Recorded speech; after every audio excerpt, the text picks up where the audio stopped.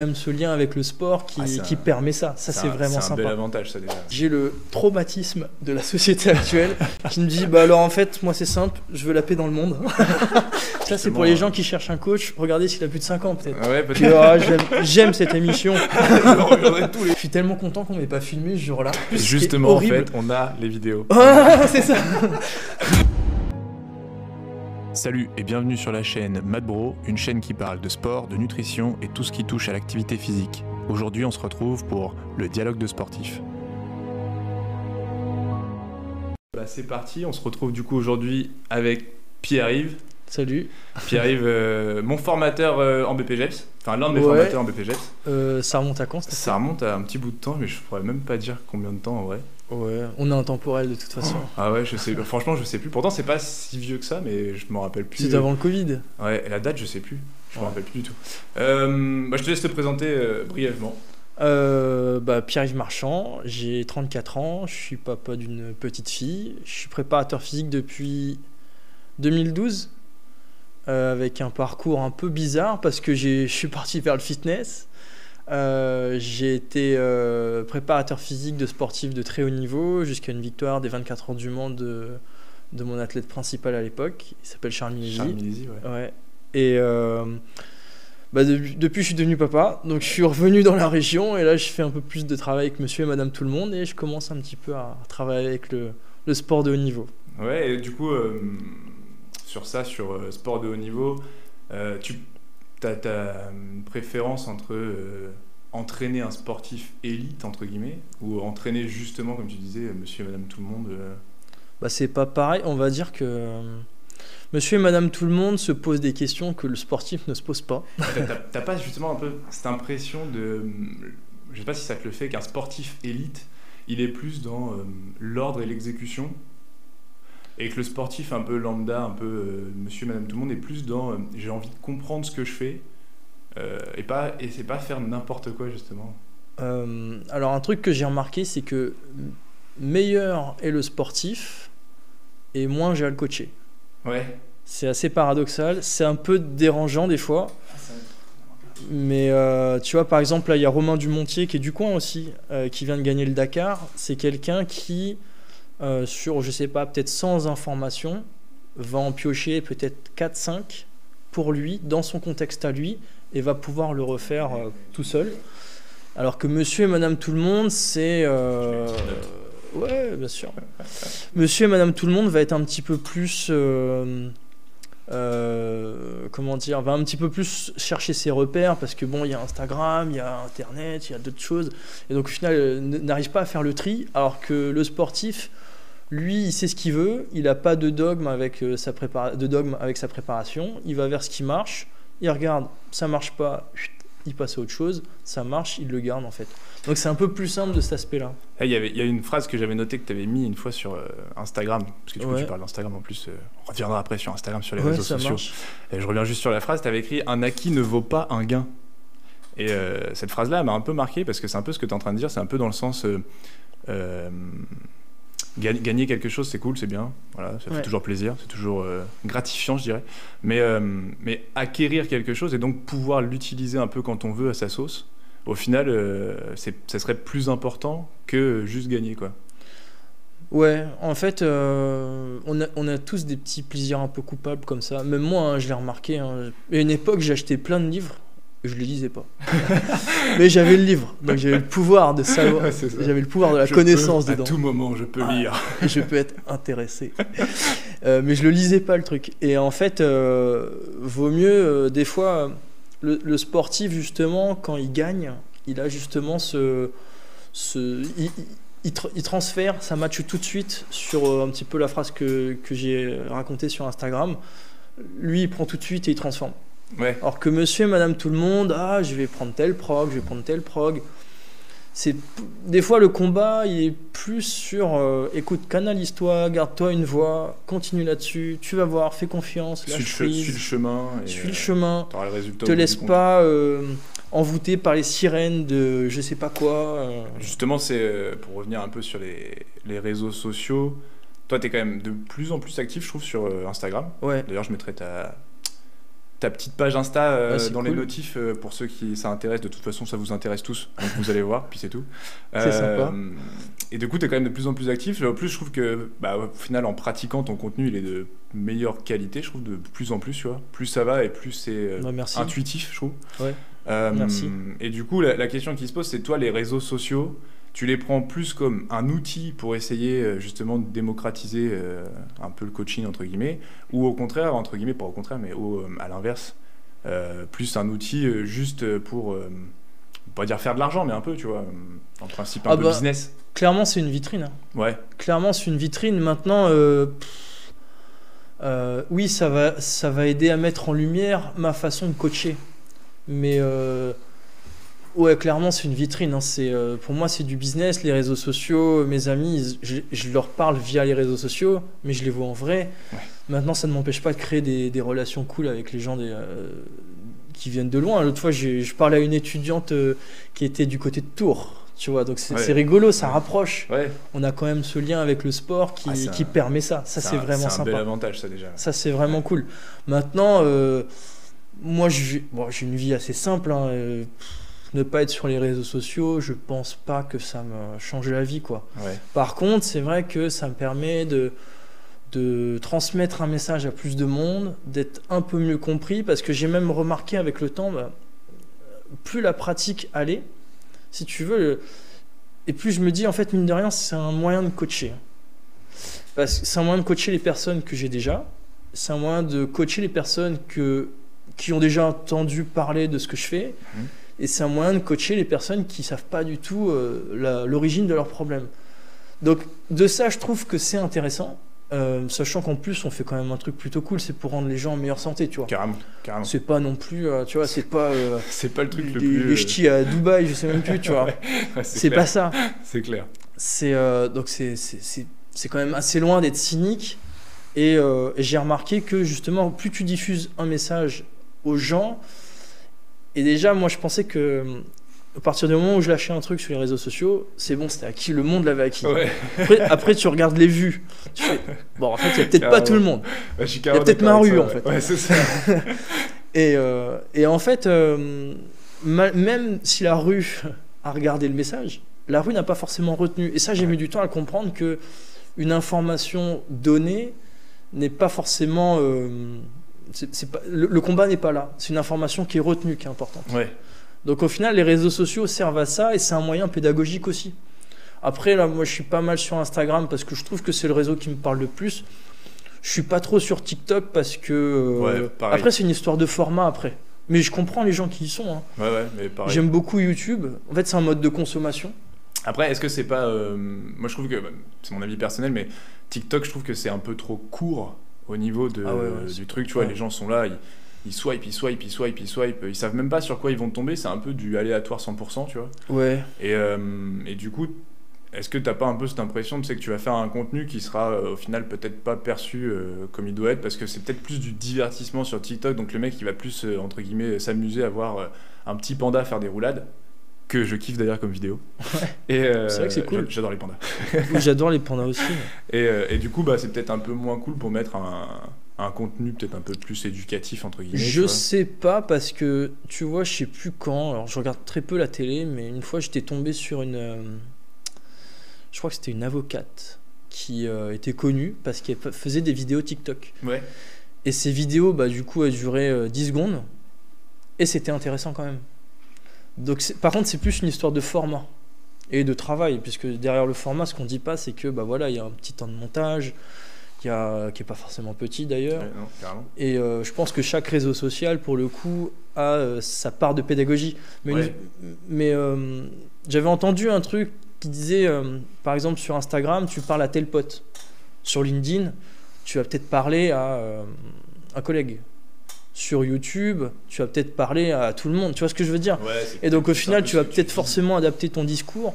Et c'est un petit peu ce qu'on fait. Hein. Je veux dire, toi, je sais pas, tu dois avoir, peut-être 8 clients à la journée. Tu n'as pas 8 fois, mot pour mot, les mêmes intonations, le même discours. Donc, au final, quand tu vois les choses de ce point de vue-là, c'est assez similaire à notre métier. C'est une autre façon de coacher. Ça, c'est le côté cool des réseaux sociaux que j'aime bien, pour le coup. Ouais. Ça me challenge à me dire, est-ce qu'un tel va pas mal le prendre aussi. Ouais. Ça peut arriver. Ça t'est déjà arrivé ou pas d'être justement un peu comme ça, surpris d'une réaction de quelqu'un, un mauvais commentaire, un mauvais retour, un message un peu méchant, tu vois? Non, parce que... Alors, c'est pas pour faire le gossip, mais je sais reconnaître quand il y a un genre de jalousie et quand on sait... J'ai remarqué... C'est quand que j'ai vu ça? J'ai acheté un bouquin qui parlait... Alors, je saurais pas te dire le mot, c'est un mot allemand, et ça, je trouve que c'est typiquement français.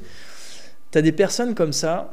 je sais pas, tu me racontes une mauvaise nouvelle, tu me dis putain, j'ai eu un problème avec ma caisse, elle est morte, j'en ai pour 10 000 balles.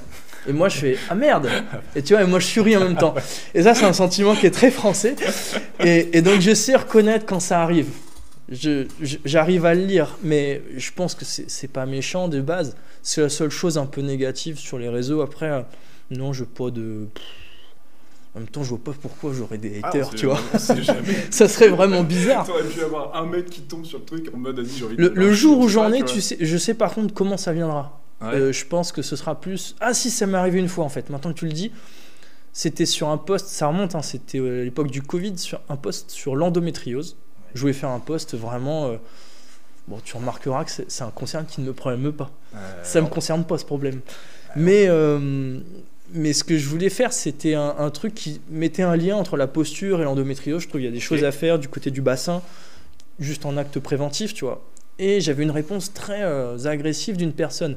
Et en fait, je pense que si un jour j'ai des commentaires négatifs sur ma pratique, je pense que ce sera plus d'un point de vue de divergence de formation et d'école que quelque chose de méchant, quoi. Ouais, plutôt une sorte de divergence d'opinion presque. Ouais, et puis aussi en le mode, truc, ça c'est un truc qui est cool avec, je rebondis sur le sport de haut niveau, c'est que le sport de haut niveau, en fait, il y a une règle, c'est est-ce que tu gagnes ou tu perds. Ouais. Et donc, t'as pas ce débat de oui, mais Trollard a dit que c'était une rotation externe, t'as pas ça. Ça me fait penser, ça marche ou ça marche pas. Fait penser, on va faire une petit débat actualité, enfin même si c'est un peu passé. Ouais. Le fameux soulevé de terre, ça reste encore parce que Delahaye il est bloqué dessus. Ouais. Il a décidé d'en Je le faire vois bientôt. son credo. Ah ouais. Ouais, je le vois bientôt. C'est vrai, j'ai vu que tu avais la conférence. Ouais. Je sais plus. À Nevers. Format Pi Nevers, ça va être il exceptionnel. fait un peu un blocage dessus, je trouve, un peu long. Après, il a raison, peut-être pas. Je sais pas. C'est quoi ton point de vue sur le soulevé de terre d'Oron? Mais qu'est-ce qu'on appelle Doron en fait? Ouais, c'est ça la vraie. C'est la même question que je me pose un peu parce que j'ai l'impression que du coup, il pose pas réellement le cadre du truc. Tu vois, genre c'est comme si je te disais. Est-ce que ça c'est beau? Et tu me disais c'est quoi? Et je te dis bah ça. Et toi tu me dis mais quoi? Et je te dis bah ça. Et tu vois c'est sans fin, c'est genre en fait après, on sait pas de quoi on parle. En fait déjà il y a le contexte du sport. Et si on parle du powerlifting, c'est pas du tout pareil si on parle de préparation physique. Bon, là, je sais que je prêche un convaincu. Ouais, clairement. Si on parle de préparation physique, à vue de nez comme ça, je trouve que ça sert à rien. Parce que c'est pas transférable.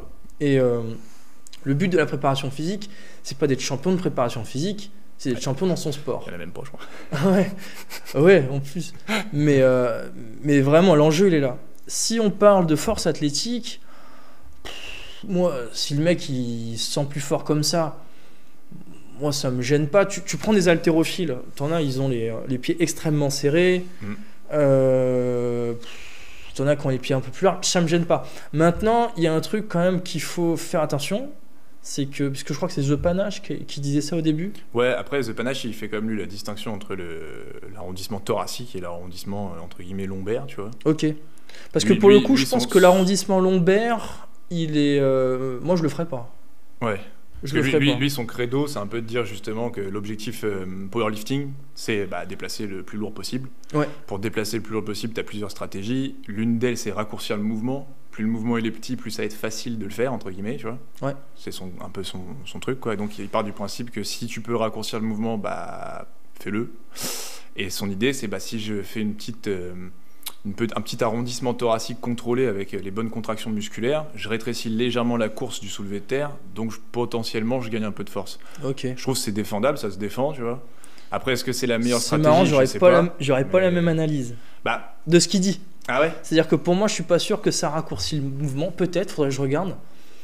Par contre, un truc que... Après, encore une fois, chacun son prisme de vue. Totalement. Moi, je le vois par rapport à l'anatomie. Ce qui se passe, c'est que sur les érecteurs du rachis, il va se mettre au niveau thoracique sur une course externe.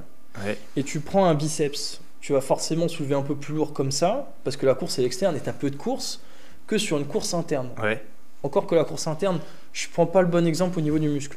Par contre, ce qui se passe, c'est que sur un soulevé de terre, quand tu es en course externe, donc sur tous les érecteurs du rachis, je ne vais pas les citer, mais il y en a plein, que ce soit des multifides, idiocostales, long dorsal, etc., c'est un peu plus simple sur cette course-là, d'être en course externe, tu as un peu plus de force que sur une course interne. Encore plus si tu as engrammé toi-même ton geste, Ouais. si au naturel tu es un peu comme ça, tu vas avoir entre guillemets une préférence de motrice ou de contraction à être en course externe. Donc quand tu tires, je comprends qu'il le fasse. Maintenant, la course externe au niveau lombaire, ça va être l'inverse. Ça va être l'hypercambrure. Bah ouais. Donc si tu viens chercher une course externe au niveau thoracique, au niveau lombaire, moi je pense que tu n'engages pas les bons muscles. Tu te fermes dans un process, un truc... Après, il fait ce qu'il veut, hein. S'il se sent performant, puis je m'en fiche. Il l'est plutôt en plus. Il donc, l'est, bon.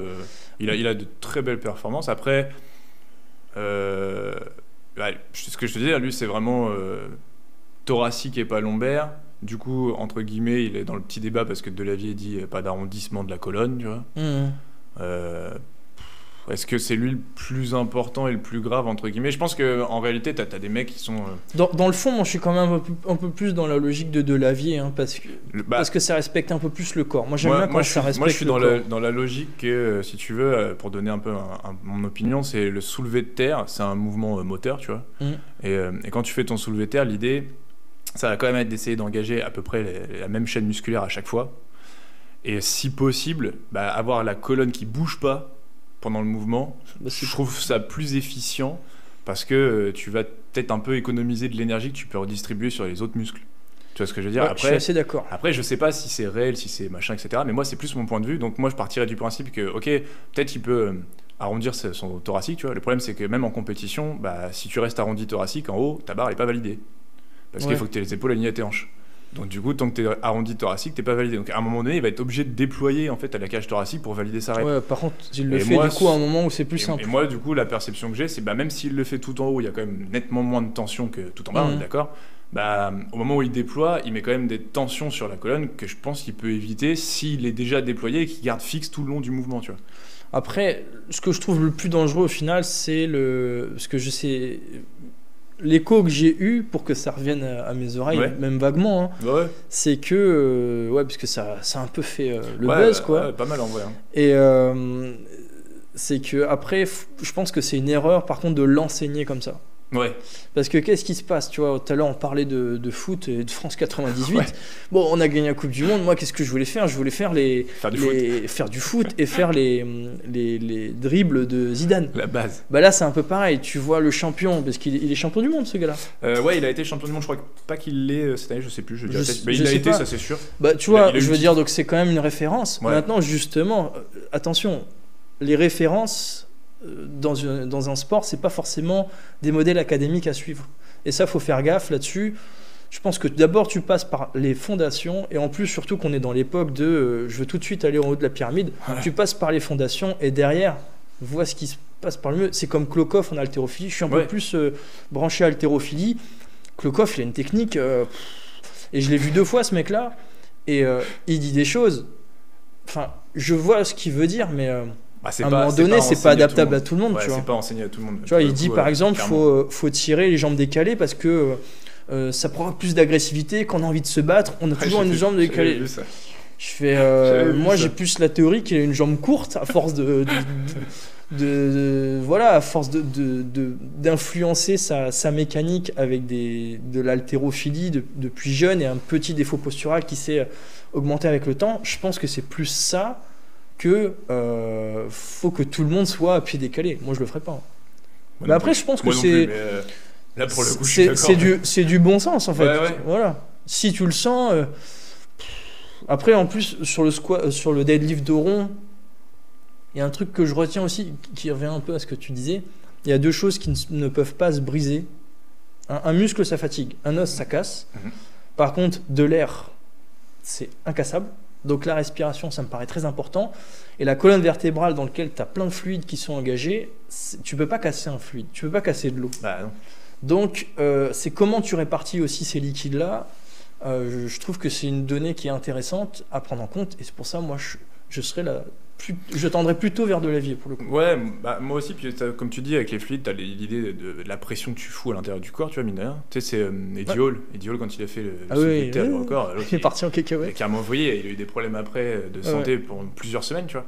Parce que t'as des pressions qui se créent quand même à l'intérieur qui sont genre juste incroyables. Et pour le coup, même Panache, tu vois, qui a un soulevé de terre, si je dis pas de conneries, genre pas loin des 300 kilos, je crois, ou 300 même, je crois.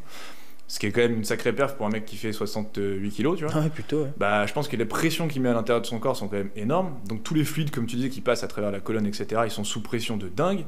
Et en étant sous pression de fou, le mec va essayer de faire des mouvements un peu complexes. Chez lui, ça fonctionne parce qu'il s'est entraîné depuis longtemps avec, comme tu dis, il a des bons piliers, il a des bonnes fondations, tu vois. Mais je pense pas qu'au tout départ, quand il a commencé, si lui il devait faire une rétrospective, je pense pas que lui, on lui a appris à faire un engagement thoracique et à faire avec, entre guillemets, l'arrondissement du dos. Je pense que dès le départ, on lui a appris à le faire dos droit, qu'il a appris à le faire dos droit, et qu'après est venue l'idée d'essayer de personnaliser un peu son mouvement parce qu'il se sentait peut-être plus à l'aise ou plus fort comme ça, tu vois. Mais est-ce que c'est déjà pas de l'individualisation et qui confond un peu genre individualisation et donner aux gens une information parce que lui, ça lui marche sur lui. Je le connais pas assez pour savoir ce qu'il diffuse comme information. Par contre, je pense qu'effectivement, son deadlift, il l'a développé avec le temps. Ouais. Je vois pas quelqu'un qui lui apprend quelque chose comme ça.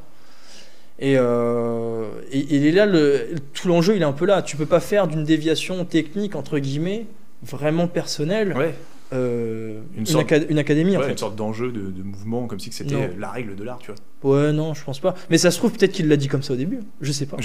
Pour le coup, je saurais pas dire. Faudrait voir la racine. Ouais, parce que je sais parce que je sais que ça a quand même été vachement mal pris entre guillemets par Delavier parce qu'il y avait lui puis il y en avait d'autres qui contribuaient à répondre un peu le message. Alors il y en a d'autres qui sont carrément partis sur la Lord aux Lombaires à mort, enfin des trucs carrément barrés. Les mecs défendent ça en disant qu'en gros, comme tu peux faire un Jefferson curl.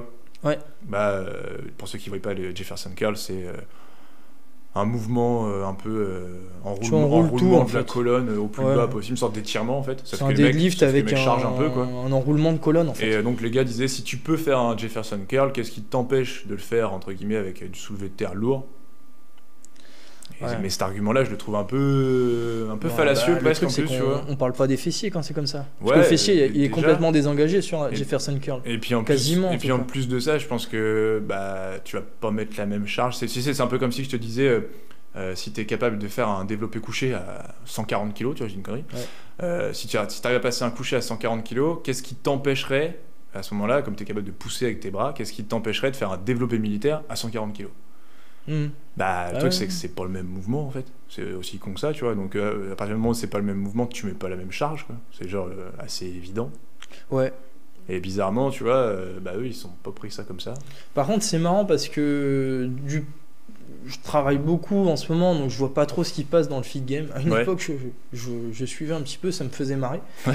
Mais il y a un truc par contre avec lequel j'ai vraiment du mal, parce qu'en plus je trouve que c'est assez faux au final. Enfin, je trouve on se trompe vraiment de combat. C'est l'argument de la science dit. Ah ouais.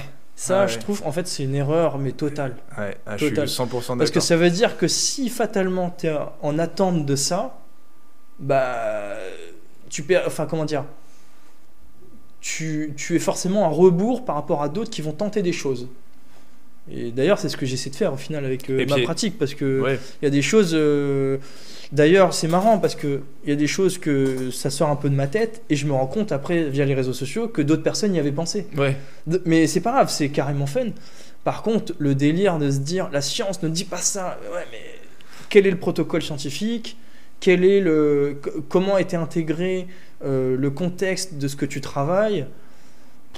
Moi, je trouve que c'est un peu trop facile en plus de se cacher derrière ça, quoi. Ouais, après, on peut toujours, entre guillemets, s'en servir pour débroussailler des chemins de réflexion, tu vois. Ça permet de voir un peu plus clair. Mais c'est vrai que je suis assez d'accord avec ça, avec le fait que ça va donner peut-être une façon de penser ou une voie directive, mais après, la personne surtout quand c'est pas dans le bon sens, en fait. Surtout quand c'est pas dans le bon sens. Bah ouais.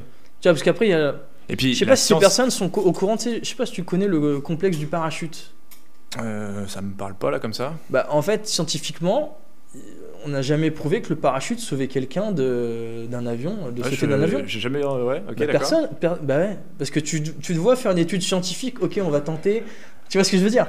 À 2 km, tu sautes, on va voir.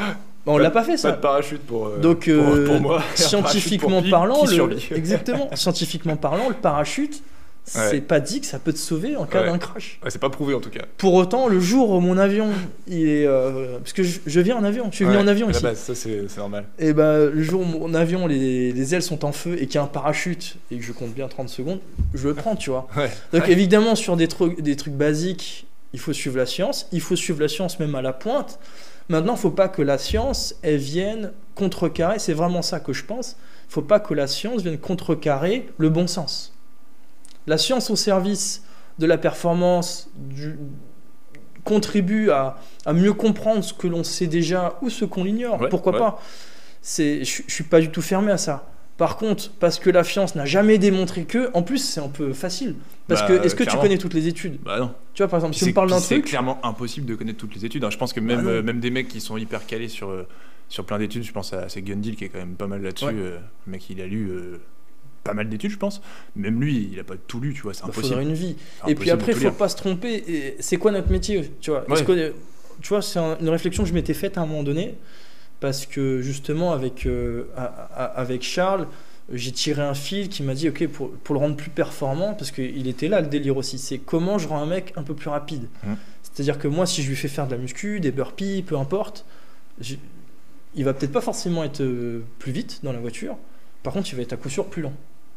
Parce que lui, déjà, le stimuli qui vient à lui, c'est la piste qui en plus, il m'avait vraiment dit ça. Il me dit ce qui fait bizarre, par exemple, de la différence entre un simulateur et quand tu es sur la route, c'est que là, la route est aval en fait. Ça fait vraiment bizarre. C'est vraiment la différence avec le simulateur. Ce qui fait que le ressenti, au final, lui, il a beaucoup de contractions excentriques sur le coup. Quand il tourne, c'est pas une contraction concentrique comme on pourrait avoir. Comme on pourrait le faire en salle de muscu, c'est paf, il est obligé d'y aller direct, bon tempo, la bonne force, tout cela sous tutelle entre guillemets de la proprioception de ce qu'il ressent dans ses mains, dans son dos, avec l'assiette de la bagnole. Donc un truc qui est sûr, c'est que je pouvais pas me dire, ok, si je fais faire des trucs lents, oui, il va améliorer sa qualité physique. Maintenant, ça va pas forcément le rendre plus vite. Maintenant, c'est quoi le délire pour que son information soit capté avec moins d'erreurs et tout aussi rapidement, parce qu'il y a des choses qui se questionnent, tu vois. Quand je regarde certains pilotes de F1, Hamilton il s'était mis sur du surf, apparemment la légende dit en 2 temps 3 mouvements, Kelly Slater. Il y a Charles Leclerc, il se met au piano très facilement, il a cette facilité d'apprentissage. Il y a quand même quelque chose qui se passe et qu'on ne voit pas. Ça, pour moi, je pars du principe que c'est du fascia et de la posture. Mais du coup, quand je tirais le fil de ces entraînements-là, je sais même plus quoi je voulais parler. C'était pour le rendre plus rapide. C'était pour le rendre plus rapide. Et il y avait des choses. Ouais, mais je sais plus si c'était par rapport à la recherche scientifique. Ça va peut-être me revenir. Mais le truc que je voulais dire, c'est que au final, quand ça va dans le bon sens commun et des études, oui, c'est important, mais à un moment donné, moi, il fallait que je trouve aussi des solutions que je n'avais pas dans les livres. Ouais, c'est ça, et que de toute façon, tu trouveras pas, parce que des fois, c'est des trucs un peu, pas dire farfelus, mais tu sais, ça sort c'est d'autres domaines. Ouais, ça sort un d'autres peu de domaines, notre... tu dirais, ouais, c'est évident pour moi que c'est comme ça, tu vois. Ouais, c'est ça. Tu prends les danseurs. Par exemple, il y a une notion, je sais pas si tu connais, c'est lemniscate. Tu prends les danseurs, la vague, c'est un lemniscate. En fait, chaque articulation. Okay. Mais ça passe par des. Ça se travaille, ça. Mais ça, les danseurs connaissent ça. Pour ceux qui le savent, j'en ai fait partie. Ouais, c'est ça. J'en doute pas.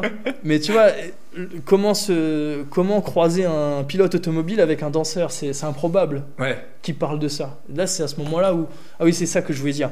C'est qu'à un moment donné, donc, il a fallu que je trouve des informations que je n'avais pas dans mon propre domaine. Donc j'ai été voir du côté de l'ostéopathie, j'ai été voir du côté de la posture. Et en fait, on va voir dans d'autres domaines. Oh là, tu couperas ce passage-là. On coupe rien. Attends, ça va me revenir.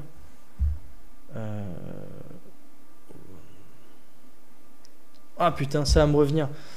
J'ai été dans d'autres domaines, si tu veux. Et c'est la recherche ne peut se faire de toute façon que si tu croises deux personnes qui sont pas du même univers. Sinon, tu restes dans un cercle fermé, donc ça peut pas marcher. Et ça va me revenir. Le truc, c'est que j'attendais les études scientifiques que je n'avais pas, donc j'étais voir ailleurs. J'ai tiré un fil. Ah oui, c'est ça. Et à un moment donné, dans ce cursus, dans cette formation, je me suis dit, mais attends, est-ce que là, je ne dévie pas sur de la recherche ? Ouais. Est-ce que je ne dévie pas sur je veux être formateur de ceci, cela ? Ou est-ce que je suis entraîneur ? Et plus sur l'entraînement de la personne. Exactement. Clairement. Tu vois, par exemple, il y a une chaîne que j'adore ce qu'ils font. C'est Labo RNP, je leur fais un coup de pub comme ça. Ouais. Ils font. Je vois en plus. Tu vois, Je crois que tu l'as partagé. C'est possible parce que Sébastien, c'était un de mes formateurs sur mon deuxième module en posturo. Ouais. Donc, j'aime bien ce qu'ils font, mais à un moment donné, pour moi, ma pratique, pour l'entraîneur, où j'en suis, j'en avais assez. Ouais. Sachant qu'eux, ils sont arrivés un petit peu plus tard à ce moment-là. Mais je suivais beaucoup un Canadien qui s'appelle Nicolas Desjardins. Okay. Il est incroyable. Mais à un moment donné, par rapport aux informations que j'en tirais, j'en avais assez. Donc je me suis dit, bon écoute, le chemin parcours muscu, parcours posture, neurophysiologie, mon bagage... J'en ai assez. C'est tout bête. Hein. C'est comme si tu partais en voyage, tu dis bon, je vais prendre mais les valises sont pleines, quoi. Ouais, c'est ça, les valises sont pleines, ça y est, c'est bon, ça sert à rien de faire des 50 sacs. Ouais. Le but, ça reste de voyager, entre guillemets, quoi. Bah, c'est ça. Et aussi, le truc, c'était à un moment donné, je pense que l'entraîneur, il doit être au cœur du corps de l'athlète. Ouais. Il faut vraiment interpréter le corps. Et à un moment donné, faut pouvoir interpréter comment la personne bouge, la cause, la conséquence. Et c'est pour ça que je me suis un peu plus dirigé vers les fascias. Les bénéfices, les risques, entre guillemets, que ça peut engendrer, ou les bénéfices que ça peut engendrer. Ouais, justement, je voulais en venir sur ça, sur les fascias, parce que pour tout le monde qui ira voir. Sur ton Instagram, la phrase de présentation, c'est en gros, tu te présentes en disant que tu débloques les sportifs grâce à une méthode mêlant fascia et préparation physique. Donc en gros, tu mets clairement en avant, parce qu'en plus, il est même en premier par rapport à la préparation physique, le domaine du fascia. Est-ce que tu peux nous en dire un peu plus sur les fascias ? En fait, le fascia, on va dire que c'est ton squelette mou. On voit un squelette classique. On a toujours Oscar au fond de la classe de 3e, tu vois. C'est ça. Oscar, tout seul, il est caché, on s'en fout. Tout le monde s'en fout. Il lui manque une dent, un bras, mais bon, il est là. Et en fait, Oscar, s'il n'y a pas de fascia, s'il n'y a pas une espèce de colle qui englobe et qui lie tous les organes, tous les nerfs, tout le corps, en fait, Oscar, il tombe. Et encore une fois, Charles m'a beaucoup appris là-dessus parce que Charles est en tant qu'athlète, mais les préparateurs physiques qui m'ont beaucoup inspiré, c'est Paul Gagné et un ostéopathe français qui s'appelle Guy Voyer, mais Paul Gagné, ce type-là a changé ma vie pour le coup. Ouais.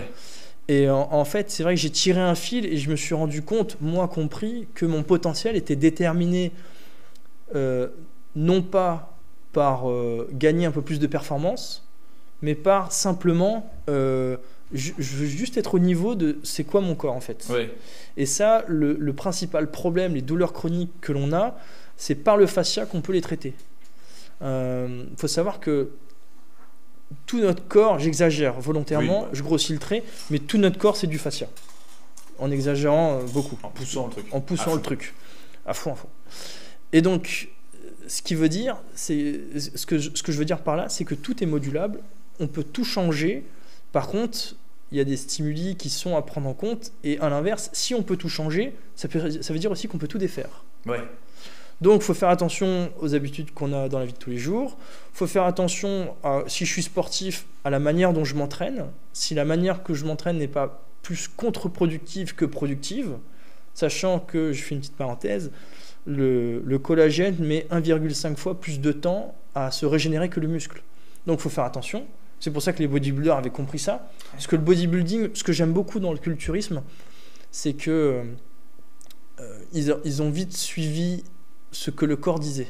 Donc à partir du moment où ils ont compris que splitter c'était plutôt une bonne chose, que je mettais, je sais pas, le lundi je mettais un choc anabolique sur mes pectoraux, et que je le refaisais ça, je sais pas moi, fin de semaine, voire même la semaine d'après, c'était intelligent. Parce que le muscle et le collagène avaient le temps de récupérer, je pouvais me faire des rappels. Et surtout, moi, ce que j'aime dans le bodybuilding, c'est que le système nerveux est quand même... Il est relativement conservé. J'adore le crossfit. Hein. Ouais. Je suis un grand fan, j'étais prof de crossfit.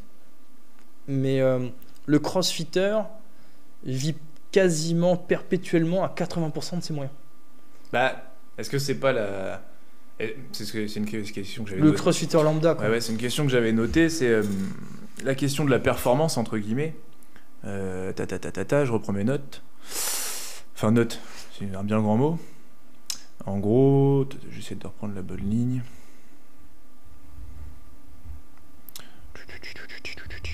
Bah merde, je retrouve pas. On coupera aussi au montage. Non, je déconne. Ouais, c'est ça. Il y avait une note que tu avais notée aussi, c'était recherche la performance, pas la fatigue. Ah ouais, ça j'ai. C'est Thibaudot, ça. Et au final, ouais, c'est pour ça que je l'ai noté. Ouais. Les gens sauront pourquoi. J'ai mis du temps à... Christian Thibaudot est une personne que j'aime beaucoup. Ouais. Et en gros, cette phrase-là, est-ce qu'elle n'est pas déjà un peu opposée au final, tu vois, quand on dit recherche la performance, pas la fatigue, c'est compliqué pour les gens d'essayer de comprendre ça parce que souvent on place la performance assez loin et on a tout de suite l'impression que pour aller faire une performance, on va devoir, entre guillemets, aller utiliser 100% de ce qu'on a, tu vois, et que si on n'a pas dans les 100%, bah, il n'y a pas la performance, tu vois. Est-ce que au final, est-ce que c'est pas faux parce que déjà de base c'est faux, ou est-ce que à l'inverse c'est juste parce que les gens comprennent pas bien ce qu'est la performance et la différence avec justement la fatigue et que les gens sont un peu trop dans la fatigue et pas dans la réelle performance? Bah, on va dire que dans la pyramide, le premier sas il est un peu compliqué. Le premier sas c'est ou bien j'en fais trop, ou bien je me dis en général on n'a pas trop ce problème là, c'est le problème inverse c'est oulala c'est dur. Ouais. Au final, non, t'es malade ou quoi? Ça m'est déjà arrivé, ça. Hein. Ouais. C'est oulala, ça fait mal, ça pique.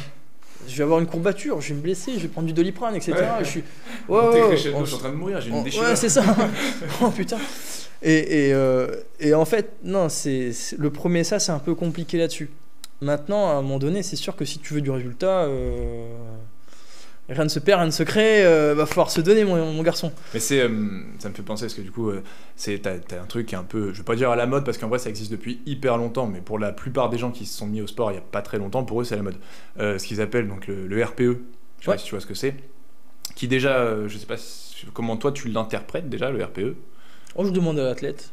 Et je pose juste une question. Parce que je sais pas si t'as noté que la plupart du temps les gens l'utilisent en fait plutôt mal.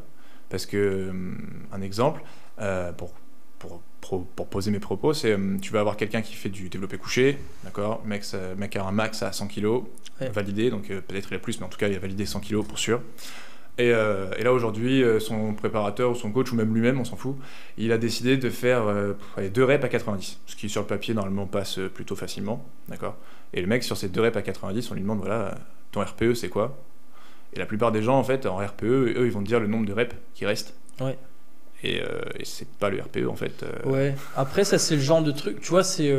Parce que tu peux très bien faire 2 reps à 90 aujourd'hui, être à RPE 9,5 parce que c'était méga dur aujourd'hui pour une raison X, Y, Z, t'étais mal placé, fatigué, j'en sais rien, quoi, quel autre argument, tu vois. Et ton RPE, c'est 9,5, mais peut-être qu'en réalité, physiologiquement parlant, il t'en restait encore 3 ou 4, je dis une bêtise, mais ce qui fait qu'en réalité... Les gens appellent le RPE le nombre de reps qui restent, alors que dans la littérature scientifique, pour le coup, là on se base sur la science parce qu'on utilise des mots de science, c'est plutôt le RIR, donc le Rep in Reserve, qui devrait utiliser.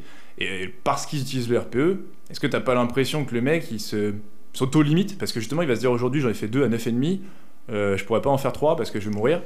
Est-ce que là on n'est pas du coup à l'inverse de la performance parce que le mec il croit être fatigué alors qu'il l'est pas, ou est-ce qu'il est réellement fatigué et qu'il ne doit pas forcer? Et là on parle de séance en présentiel ou en programme en ligne, planification en ligne? Après moi je suis un gros partisan du présentiel.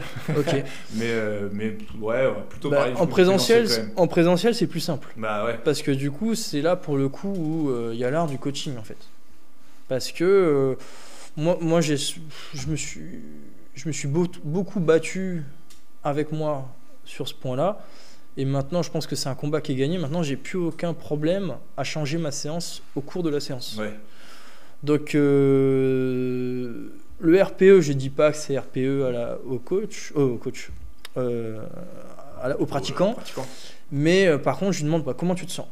Et par contre, moi, j'interprète la vitesse, j'interprète le gainage, je prends plein de données en compte qui font que, bon là, il me dit c'est 7, mais c'était un 5, quoi. Ouais, mais après, c'est le rôle du coach, du préparateur, de se dire, bah en fait, t'en as en réserve. Et c'est comme ça que tu fais sauter des paliers.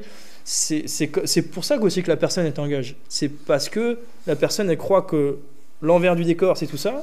Et en fait, tu dis, non, il y a un truc au-dessus. Ouais. Et c'est ça qui est intéressant. Le RPE, maintenant, je trouve que il y a des outils comme ça, si tu veux. Après, c'est un peu lié à ma situation professionnelle. Moi, c'est que ce soit sportif de haut niveau ou monsieur et madame tout le monde, on m'engage en réel à 90% du temps. Je fais du coaching en ligne qui se développe, mais c'est plus sur des aspects qui ne demandent pas du tout de l'effort du RPE. C'est plus de la technique. Ouais. Donc, à la limite, placement, comme ça. C'est du placement. Le coach a toujours un rôle là-dessus. Parce que on ne peut pas remplacer l'humain. C'est une vision externe déjà, c'est quand même ce que je disais tout à l'heure, exactement. C'est qu'en cours on ne se voit pas courir. Ouais, exactement. Et en plus de ça, le mec qui va te regarder, c'est un mec qui, entre guillemets, sait regarder, quoi. Oui, c'est ça. Donc, c'est l'expertise. À un moment donné, c'est l'expertise. Maintenant, le RPE, si tu veux, le moment,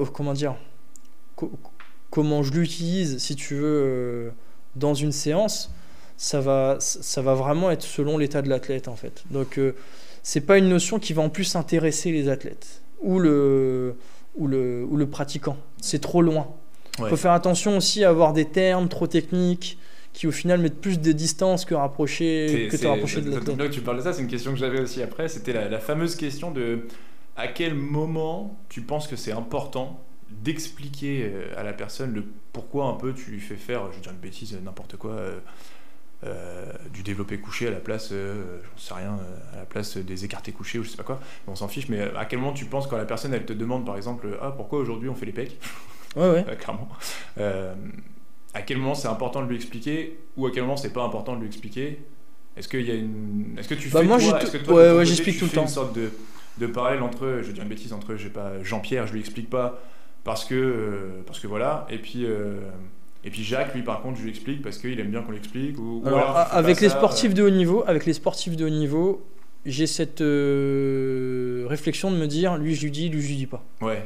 Monsieur, madame, tout le monde, je trouve que... Enfin, j'aime pas dire ça, monsieur, madame, tout le monde, parce qu'ils sont chacun différents et en plus, je les ai bien en tête. Ouais, on va dire les sportifs plaisir, quoi. Ouais, loisir, avec un objectif particulier, etc. Eux, je leur explique tout le temps parce que c'est une marque de confiance, je trouve, qui pose la question. Donc je leur explique en général. Même moi, je trouve que plus j'explique, plus je suis meilleur dans ma pratique, donc je le fais. Par contre, pareil, le sportif de haut niveau, il faut faire attention parce que tu as certains mots qui peuvent contrecarrer ton plan. Ouais, parce qu'il va les interpréter. Il peut les interpréter, il peut en bien ou en mal. Il peut très bien se dire ok, il attend ça de moi, donc je vais me mettre un peu plus, alors que toi, tu attends un truc en réserve. Tu te dis, je sais pas, on reprend le RPE. Ça, faut faire attention là-dessus. Mais encore une fois, c'est de l'intelligence émotionnelle, c'est du coaching, c'est tout ça. C'est de la psychologie. Ouais. C'est que tu te dis, bon, bah là, le RPE, ça doit être 7, 8. Et là, la personne, elle se dit, ok, moi, je vais lui montrer que c'est facile. Et elle force, tu vois. Et justement, toi, tu attends un truc 7-8, tu te dis, oh bah non, c'est facile, il pousse comme un dingue. Bon, bah on va rajouter.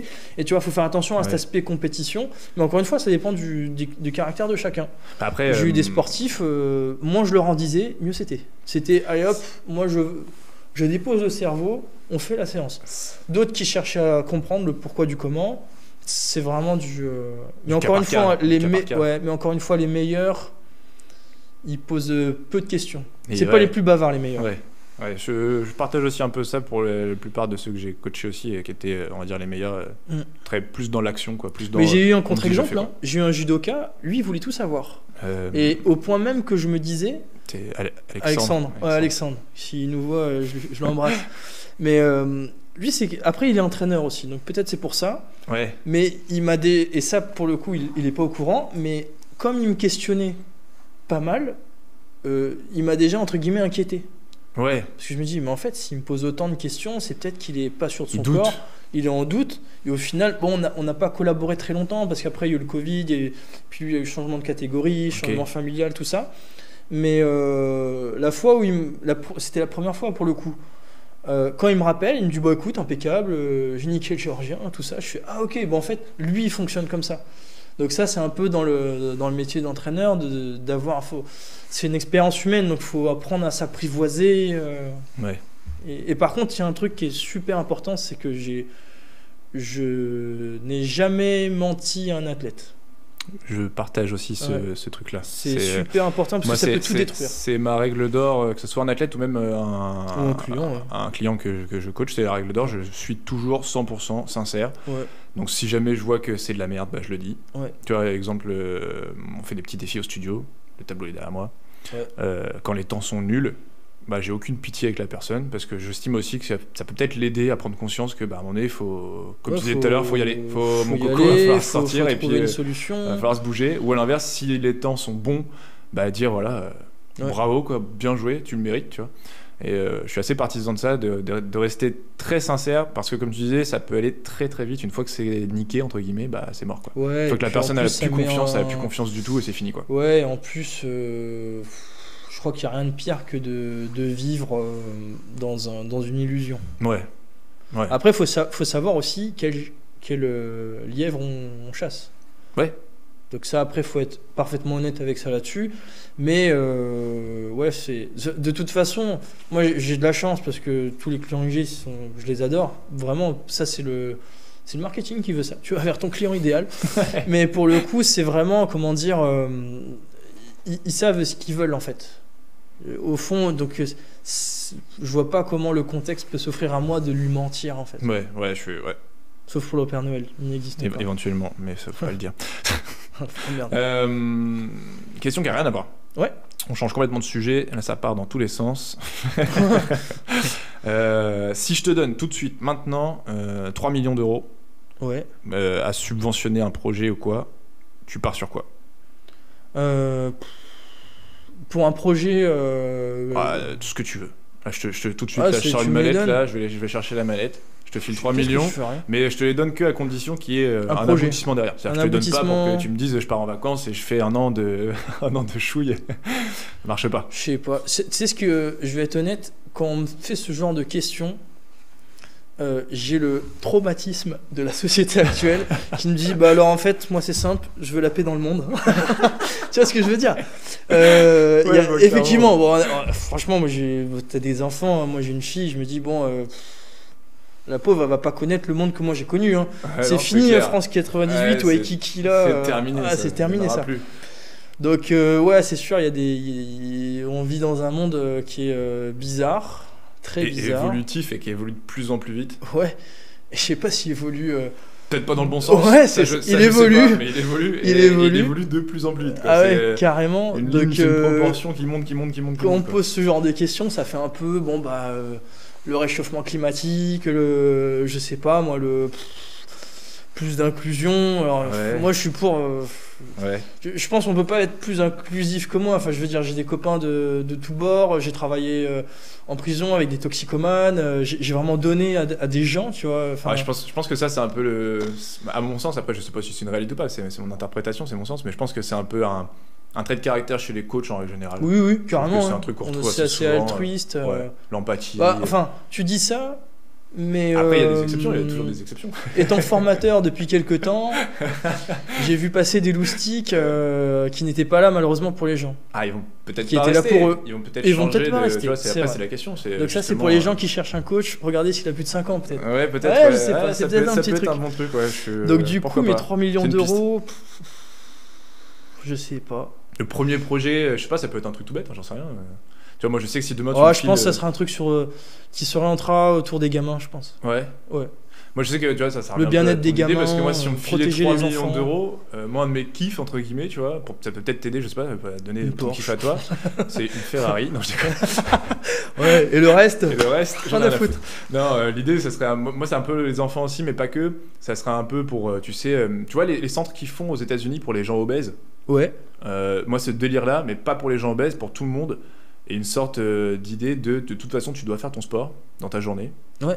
Et l'idée, c'est quand tu viens, un peu comme au studio au final, hein, moi quand je coach les gens, l'idée c'est tu viens faire ton sport, tu vas être guidé, tu vas t'orienter, et on va bien te faire progresser, bien avancer. Sauf que ça sera un peu à échelle grandeur XXL parce que 3 millions de fonds de départ, donc il y a moyen de faire un truc plutôt sympa, tu vois. Ouais, j'avoue. Et moi, ça serait un peu mon délire, et toucher en particulier les enfants pour dès le début, on en revient, pour boucler la boucle un peu, on en revient aux acquis à la place des gains. Toucher les enfants pour que dès le début ce soit acquis dans leur tête que ça c'est nécessaire, tu vois, moi ça me fait bien kiffer, tu vois.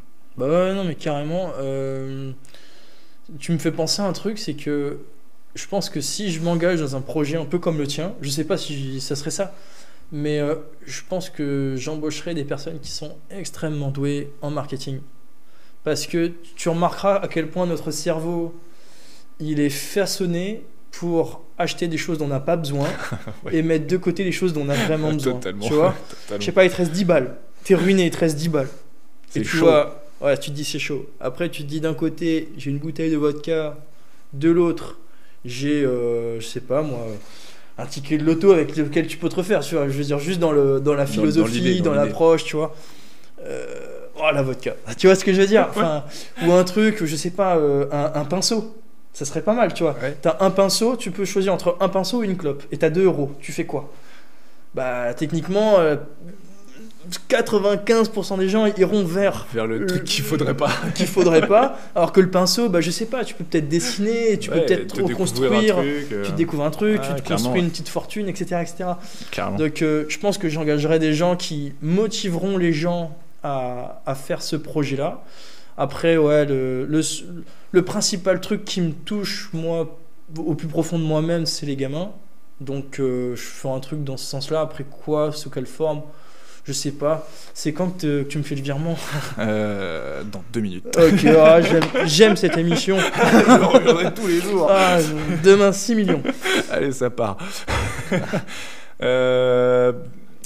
Ton plus gros échec de l'année dernière? Le truc que tu t'es dit, vas-y, je le tente, et en fait, tu t'es pris les pieds dans le tapis et tu t'es tapé par terre. Perso ou sportif? Ce qui te vient en premier dans l'idée, est-ce que tu as envie de parler aussi, ce que tu as envie de dire, tu vois, parce qu'après, il y a peut-être des trucs que tu n'as pas envie de parler, je sais pas.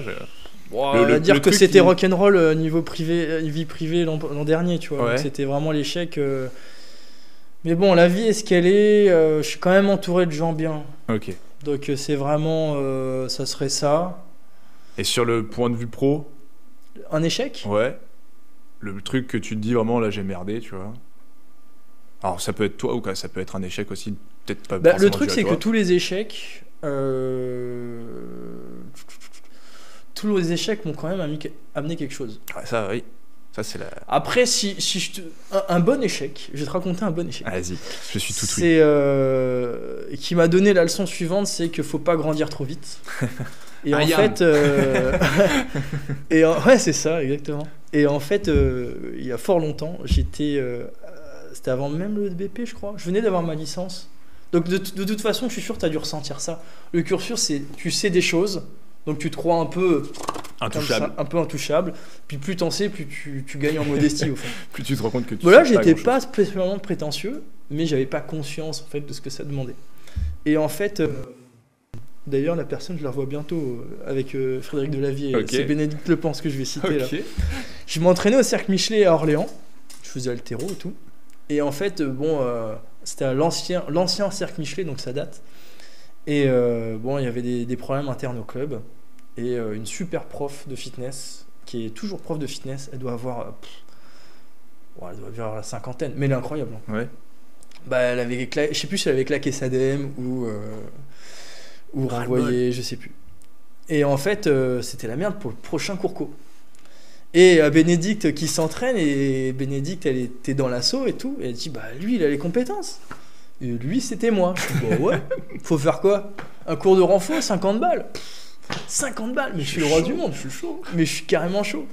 Et puis, moi, j'y vais et tout. Ouais, de toute façon, j'ai des notions, le cycle de Krebs, tu vois le délire. Je vois totalement. Et là, au bout de 15 minutes, petite boule au ventre, je fais, mais attends, je vais leur dire quoi en fait? On va faire quoi, tu vois? J'avais préparé ma séance et tout. Et puis, du coup, je monte et tout à l'étage. Oh la vache, c'était long. Je suis tellement content qu'on m'ait pas filmé ce jour-là. Et en fait, c'était nul. Et en plus, et justement, horrible, en fait, on a les vidéos. c'est ça. Oh mon Dieu, je quitte cette pièce. Je m'en vais. Je quitte ce studio. Et en fait,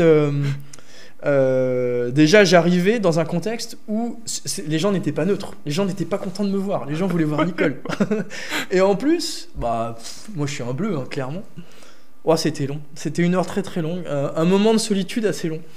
Et en fait, je sors et tout. Et puis je sens bien qu'il y a un malaise, quoi. Et je fais une dame. En fait, il se trouvait que je repartais à la fac. Et puis je discutais avec une dame. Elle me dit ouais, bah alors tu feras le prochain. Elle était gentille comme tout. Tu feras le prochain cours. Nanana. Je suis bah non, je sais pas. Moi, j'ai remplacé Nicole. En plus, là pour le moment. On imagine le cours se serait bien passé. Je fais oui, en plus, c'est la première fois que je fais ça, tu vois. J'aurais fait un truc comme ça, mais là c'était tout l'inverse. C'était ouais, c'est ma première fois. Tu vois, j'étais un peu. Arrêtez de m'en vouloir. Ouais, c'est pas ma faute, je suis qu'étudiant. J'ai eu ma licence, mais de justesse, tu vois. C'était un peu ça, tu vois. Et en fait, elle me dit, après, du coup, je mets les pieds dans le plat. Je dis, sinon, c'était comment, quoi. Elle me dit, c'était un peu mou, quoi. Je suis gênance extrême. Et donc, du coup, ça m'aura appris que des fois, il faut savoir dire non. Ouais. C'est pas le seul moment de solitude que j'ai eu, mais celui-là il est pas mal. Mais je pense que cette expérience-là, je pense qu'il y a beaucoup de coachs qui l'ont traversé. Le premier cours où tu pars un peu. On verra. Ouais, puis tu sais, un peu sûr de toi, en mode je vois pas pourquoi ça le ferait pas, tu vois. Ouais. Et puis après coup, tu te dis en fait, je vois très bien pourquoi ça le ferait pas. Ouais, c'est ça. Bon, ouais, pour ça. Maintenant, c'est très clair. Ouais, c'est clair. Mais ouais, clairement, ouais. On n'est pas loin de la fin, hein. Allez, une question un peu perso, un petit peu quand même. Ton credo, ton truc à toi qui t'anime le plus et qui te pousse à faire les choses. Tu vois, le truc, quand tu te le mets dans ta tête, t'es en mode machine de guerre. Si c'est pour travailler sur un dossier, si c'est pour faire une séance de muscu, où tu dois sortir une grosse perf, le truc où tu te le dis en toi, tu vois, t'y penses et ça te... Alors ça va faire bizarre, mais le truc le plus sincère, hein, ouais. c'est de toute façon, j'ai déjà tout perdu. Qu'est-ce que je peux perdre de plus ? Ok, ouais, j'aime bien. Moi, je touche du bois. Hein. Il y en a partout. Je suis un gros fan de bois, mais rien pour ça. Il m'arrive un truc demain, j'aurai quand même une vie fun. Et je pense que j'ai eu des... Comment dire ? J'ai eu des hauts et des bas comme tout le monde. Hein. Mais je veux dire, je suis... Si, j'ai entendu un truc récemment qui m'a beaucoup inspiré. J'ai entendu une interview de Jonathan Cohen. Ouais. Que j'aime beaucoup parce qu'il me fait marrer. Ouais. Et en fait, c'était un podcast qui parlait de vie perso.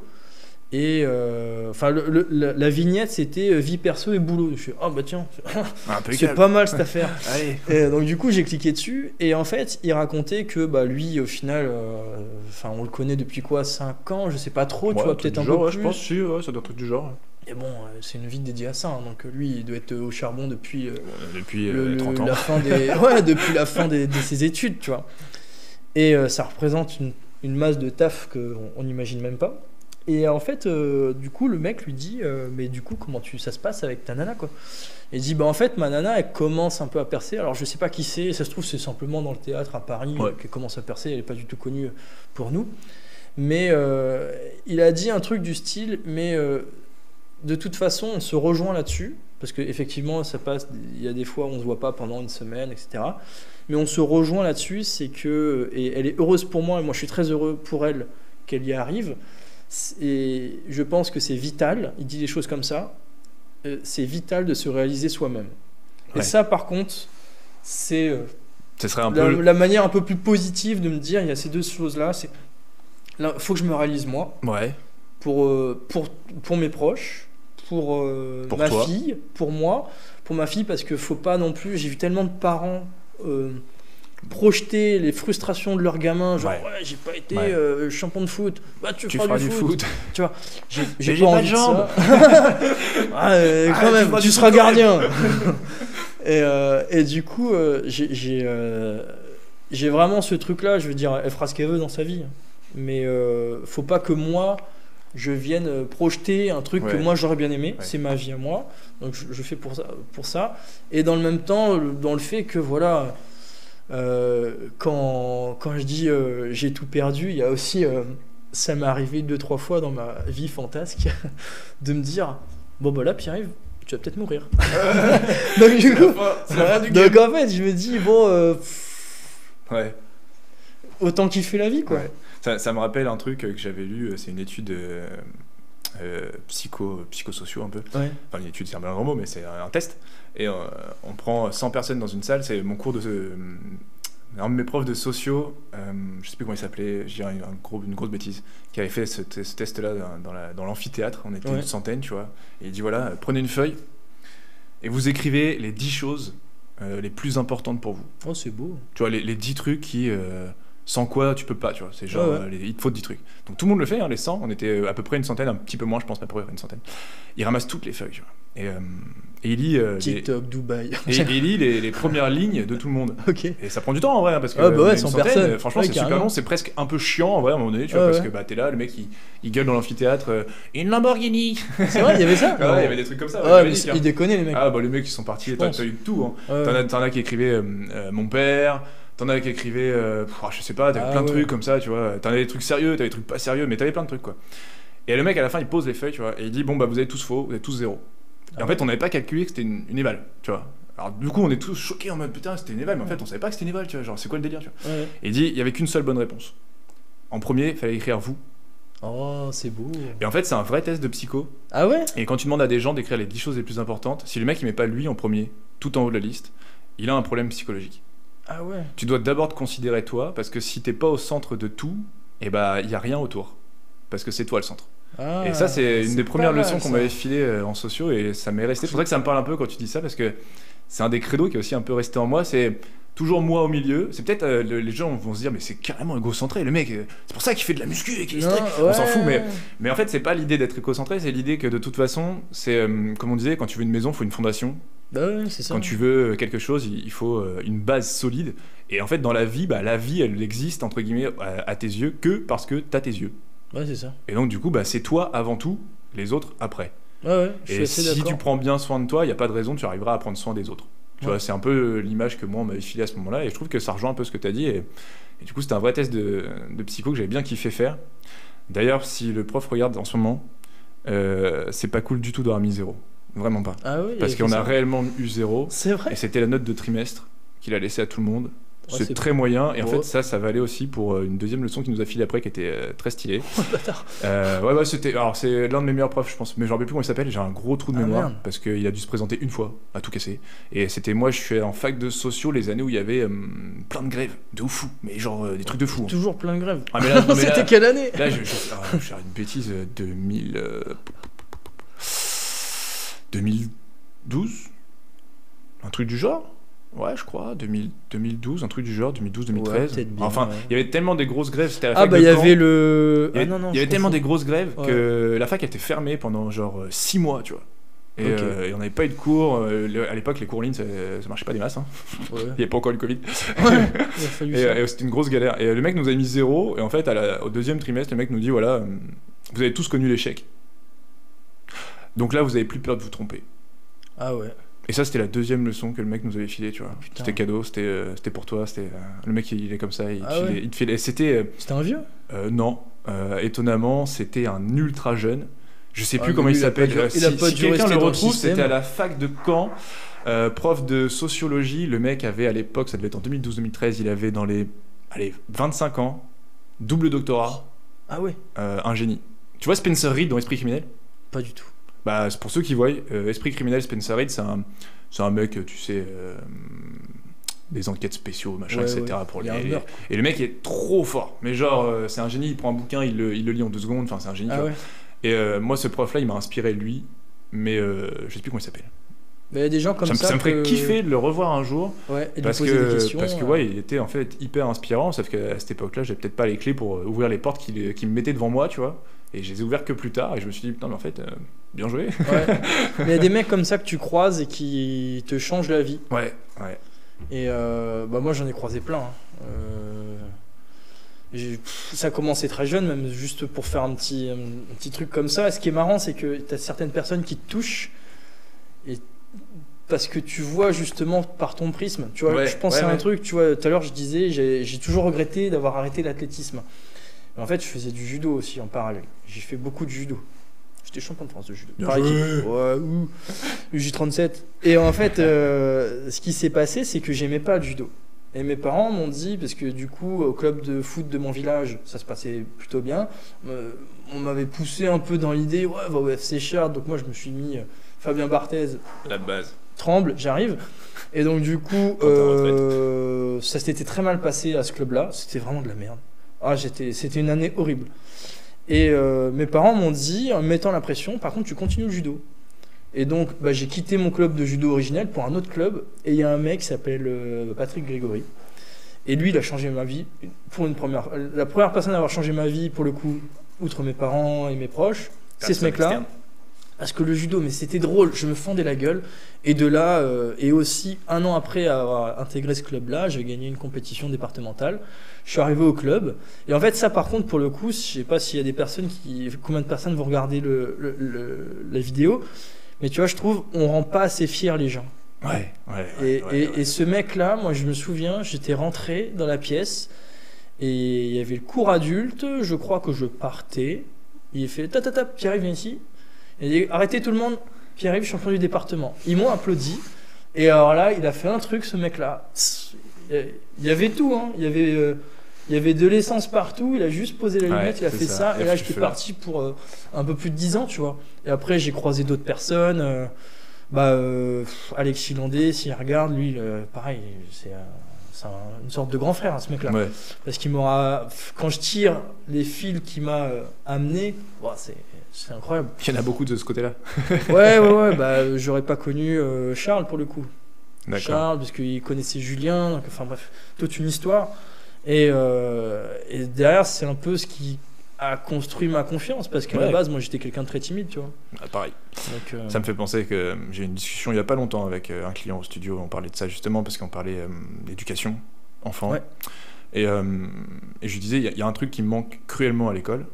Et pour le coup, c'est aussi un truc que j'ai fait aussi à fac de sociaux, pas avec le même prof, rien à voir, c'était un vieux monsieur, l'autre, je ne me rappelle plus du tout comment il s'appelle, et je ne vais pas le retrouver.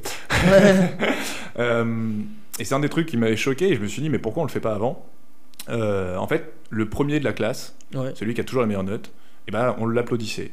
Il se levait, il allait au tableau, et on l'applaudissait tous unanimement, et si possible avec le sourire, et il fallait vraiment l'applaudir avec le cœur. Tu ne l'applaudis pas parce que tu dois l'applaudir, tu l'applaudis parce que tu félicites le fait que le mec il est fort, tu vois. Ouais. Et ça, c'est un truc que j'avais parlé avec un client ou une cliente, je sais plus. Et je lui ai dit, en vrai, dès l'école, ça devrait être mis en place, c'est-à-dire féliciter le meilleur. On a souvent tendance, moi je me rappelle à l'école, je pense que c'était un peu ton cas, d'avoir vécu peut-être ça, ou au moins de le voir. C'est les profs, ils ont tendance, tu sais, ils ramènent les copies du mec qui a 1 ou 2, là. Tu sais, le mec qui est au fond de la classe. Je dis ça parce que c'était un peu moi, à un moment donné. En seconde, c'était un peu ça. Le mec te ramène ta feuille. Sur les autres qui ont eu 13, 14, 15, 16, alors je parle pas des meilleurs parce que les meilleurs c'est pas pareil, mais ceux qui ont eu 13, 14, 15, 16, et c'est déjà une très bonne note, le mec ramène la feuille, voilà, il donne Pierre-Yves, machin, hop, il distribue, il donne les noms, et là t'arrives à 2, tu vois, il arrive et il y a toujours le commentaire désobligeant, tu sais, 2, Charlie, comme d'habitude, bien joué. Ouais, c'est pas cool ça. Et tu sais, t'as envie de lui dire, mais c'est pas que je suis nul, c'est juste que t'expliques mal, mec, en fait. Si j'ai 2, c'est que t'arrives pas à me motiver, en fait. T'arrives pas à me donner la passion du truc que toi t'es censé kiffer, t'arrives pas à me la transmettre. Donc en fait, le 2 que j'ai, en fait, c'est toi qui l'as. C'est ton échec, en fait. Et le mec se déresponsabilise totalement de ça, tu vois. Parce que c'est aussi plus facile. Mais tu vois, c'est marrant ce que tu dis, parce que moi, j'ai rarement été dans les 1 ou 2. Bon, ça m'est arrivé. Judo, ma première seconde, clairement 2,5 de moyenne. Alors, pour une simple et bonne raison, entre guillemets, c'est pas une bonne raison, ne faites pas ça, merci. Je dis ça pour mes enfants parce que je suis sûr qu'ils vont regarder la vidéo. Ne faites surtout pas ça. C'est que j'avais décidé à ce moment-là d'essayer de devenir boxeur pro. Et donc, je m'étais consacré à 100% à la boxe, en négligeant l'école, alors que c'était pas du tout obligatoire de négliger l'école. C'est-à-dire que c'est pas parce que tu veux devenir pro dans quelque chose que ça t'empêche d'être bon ailleurs. Et moi, j'étais convaincu que si j'utilisais plus du tout mon énergie pour l'école, j'en aurais plus pour la boxe, tu vois. Ça n'a absolument pas marché, merci. Alors, ni pour l'école, j'ai perdu une année, et pour la boxe, je suis pas sûr que ça m'aurait rendu moins bon d'être bon à l'école, tu vois. Faudrait le tester, faudrait une étude scientifique pour boucler la boucle, mais c'est ça. Mais je suis pas sûr que ça m'aurait rendu meilleur, tu vois. Donc, mais tu vois, il y a la personne qui a 1, 2, qui se fait remarquer. Et moi, pour le coup, si je devais résumer, moi, il y a un film comme ça, Mr. Nobody. Et en fait, moi, j'étais dans le ventre mou, j'étais entre 8, 12. À chaque fois, des notes où on s'en fout, en fait. Le milieu, et ça construit ta vie. Et à force, mine de rien, bah, t'es effacé. T'es là. Ouais, t'es effacé. T'es là. Donc, le fait de féliciter, de marquer un progrès. Mais tu sais, moi, je vois beaucoup de gens de par mon métier, en fait, qui sont en perte de repère là-dessus et qui ont perdu la valeur des choses. Je veux dire, 1 kilo perdu, mais bravo, quoi. Ouais. Tu vois. Puis les gens ne voient pas ce que c'est qu'un kilo. Bah non. Ça me fait penser à tu sais, Rudy, je vois très bien. On est déjà quand même alors ça fait 1 an, ok, je suis d'accord, parce que je le dis parce qu'il va me dire ça, c'est sûr, il va me dire oui, mais 1 an, c'est long. C'est normal. Alors, en 1 an, il a quand même perdu 40 kilos. Ouais, non. 40 kilos, c'est genre... Ça fait quasiment 1 kilo semaine. C'est genre incroyable, tu vois. Ouais. Et il a du mal, des fois, psychologiquement, à visualiser ce que c'est que 40 kilos. Ouais, parce que du coup tu faisais le truc avec les poids, tu m'avais dit. Ouais, je faisais porter les poids, tu vois, qui visualisent bien, et je lui ai dit, imagine, t'as ça toute la journée, je te fous sur toi, tu vois. Et lui il me dit, bah je peux pas faire la journée, je fais, bah pourtant tu le faisais avant. Après, je pense que c'est comme c'est important d'avoir son ego et vraiment de prendre soin de soi. Bizarrement, je trouve qu'il y a une dichotomie psychologique qui fait que quand ça nous concerne, on n'arrive plus à gérer. Ouais. Et de 2, on a tendance à un peu s'auto-rabaisser. Je pense que la culture nord-américaine n'a rien à voir là-dessus. Et que nous, en France... Mais on n'aime pas trop ce qui marche vraiment en France aussi. Tu prends nos champions, dès qu'on peut leur tailler un truc, on adore ça. Ouais, c'est monstrueux ça. On aime trouver les vices cachés. Après, il y a des... C'est la spécialité française, c'est trouver les vices Ouais. cachés. C'est pas forcément négatif tout le temps, ça peut être bien des fois, mais je dirais faut le faire... C'est malveillant des fois. Faut le faire avec bienveillance, Ouais. c'est ça que je cherchais comme mot. Faut le faire avec bienveillance et faut arrêter de juste vouloir tailler pour tailler, tu vois. Ouais, un truc qui n'a rien à voir, tu vois, j'ai vu... j'ai même pas été le voir, mais j'ai vu, il y avait Astérix avec Guillaume Canet. Ah, je suis toujours pas allé voir non plus. Ouais, bon, je veux dire, Guillaume Canet, je pense pas qu'il soit à plaindre. Mais tu vois, je connaissais pas... Limite, je me suis dit, c'est une stratégie marketing, c'est pas possible. Le film, il est pas sorti, il s'est fait flinguer. Ouais, je dis, bon, peut-être. Maintenant, je trouvais il y avait critique et critique, que les gags soient lourds, que le film ait des longueurs. Ça, c'est une critique. Maintenant que, je sais pas, j'avais entendu un mec qui disait, ouais, il a fait un film avec ses potes, nanani, nanana. Ça, c'est pas une vraie critique. Ouais, c'est moyen, quoi. Mais ça, c'est un exemple parmi tant d'autres. Oui, il y a plein de trucs comme ça. On aime bien tirer vers le bas. Je reviens sur un truc que tu as dit, parce que tu parlais justement un peu de quand c'est pour toi-même, c'est un petit peu plus pesant, tu vois. Et j'avais une question aussi comme ça que j'ai zappé tout à l'heure, donc on y revient un peu dessus quand même, avant de finir. Je la retrouve toujours pas. Si, ça y est, c'est bon, c'est ça. L'idée, c'est, tu t'entraînes. Ouais. T'es entraîneur. Ouais. T'as pas de préparateur physique pour toi. Un peu. Comment toi tu fais pour gérer ça. C'est-à-dire comment toi tu fais pour t'entraîner. Est-ce que tu as une technique particulière ou pas, hein, c'est une simple question. Hein, oui et non. Déjà, ça m'a mis énormément de temps avant d'arriver à cet équilibre qui me va, mais alors comme un gant en ce moment depuis, on va dire septembre 2022. Donc c'est assez récent au final. Ouais. Avant, je m'entraînais, mais comme j'avais pas... non, peut-être un peu avant, parce que j'ai pris mon abonnement à l'arène justement pour moi, pour me dire, là j'ai un abonnement, mais c'est... Parce que c'est bien s'entraîner sur son lieu de travail et tout, mais c'est pas mal aussi d'aller à l'extérieur et de... Voilà. Donc comment je fais en ce moment, il y a un coach australien que j'adore qui s'appelle Eugène Théo. Tu vois qui c'est? Je surkiffe. Voilà. J'adore ce qu'il fait, donc du coup j'ai acheté, d'ailleurs ça finit bientôt, son programme pour 1 an, ses programmes pour 1 an, et je pense que je rachèterai peut-être même à vie. Ouais. Je suis totalement d'accord. Parce que ça vaut le coup, quoi. Un vrai investissement. Ouais, très bon investissement. T'apprends, c'est fun. Ouais. Tu débranches le cerveau. L'ergonomie de l'app, elle est vraiment bien. Et donc du coup, ça c'est plutôt les séances de dimanche, lundi, sur lesquelles c'est de la muscu. La muscu, ça stresse pas tant que ça les articulations. Je fais de la machine, je travaille mon muscle. C'est là pour moi. Bim bam boum. Le mardi, je prends du repos. En fait, ce qui a vraiment changé, c'est que maintenant, je prends vraiment des vrais jours de repos où je fais rien, mais qui sont tellement remplis par le boulot qu'au final, c'est très bien comme ça. Le mercredi, je m'entraîne avec mon pote Alex à l'haltérophilie. Okay. Donc là, c'est du fun. Ouais. Et par contre, le vrai jour où je me mets la pression, c'est le vendredi, sur lequel je suis une base de 5-3-1, mais que je vais pas tarder à modifier parce que je pense que je suis au bout du process. Mais ça, c'est la partie visible de l'iceberg, c'est-à-dire que du coup, tu prends l'entraînement dimanche, lundi. Dimanche, c'est pas tout le temps parce que des fois, j'ai ma gamine. Dimanche, lundi, on va dire ça fait 2 heures. Mardi, il n'y a rien. Mercredi, allez, on va rajouter. J'aime pas les entraînements de 2 heures, mais imaginons que ça fait 2 heures. Ouais, on est à 4 pousse heures. un peu plus loin. L'entraînement du 5-3-1 de force, on va dire, prend 1h30, 1 heure. En général, on va compter 1 heure. Ça va équilibrer avec l'entraînement du mercredi. Des fois, je me rajoute un petit bonus. Ça peut m'arriver de me faire un peu d'aérobie pour le fun. Donc au final, je suis à 6 heures d'entraînement par semaine. Mais tout le reste du temps, justement, on parlait des fascias, je fais attention à ça. Ouais, c'est ce que donc je m'étire le matin. Il y a entraînement et entraînement. Ouais, c'est ça. Ça, t'as des entraînements à côté, comme tu allais me dire, et la façon de vivre en fait. C'est ça. Mais la façon de vivre, c'est je me lève le matin, je fais 5 minutes d'étirement avec un thème qui change toutes les semaines. Que tu mets en plus des fois dans tes stories, hein, on les voit. Donc c'est pour ça que je dis aussi aux gens, c'est toujours intéressant d'avoir des petites routines comme ça. Ouais, ça peut arriver que j'explique même. En général, alors, ces routines-là, elles sont ou bien dictées par ma propre santé. Ouais. Donc moi, comme j'ai un pied légèrement asymétrique, j'ai une facilité à avoir un blocage au niveau de la T10, T11, C7, T1. Donc à ce moment-là, je pratique des LDOA c'est une position d'élongation de la colonne vertébrale, donc qui remet de l'espace et qui va me faire du bien au final. Et moi, ce que j'adore dans mes entraînements de force, c'est que, imaginons, tu vois, je fais un squat, je pousse à fond, et je vois mon genou qui dévie, qui se barre. Il se barre vers l'intérieur. Ça veut dire que j'ai autant une faiblesse que, ce serait quoi l'inverse d'une faiblesse? Mais ce serait pas une force, mais ce serait les Anglais, ils appellent ça overload. Ouais, ils travaillent trop. Si j'ai une faiblesse d'un côté, ça veut dire que j'ai une surcharge. Voilà. J'ai une surcharge de l'autre côté. Donc le muscle que je surcharge, que j'ai détecté sur mes petites vidéos, je l'étire aussi. Donc le matin, en général, je m'étire entre 5, parfois 10 minutes. Ça peut arriver si j'ai envie. La veille de mes entraînements lourds, je m'étire 3 fois 5 minutes. Après, ces étirements, c'est pas...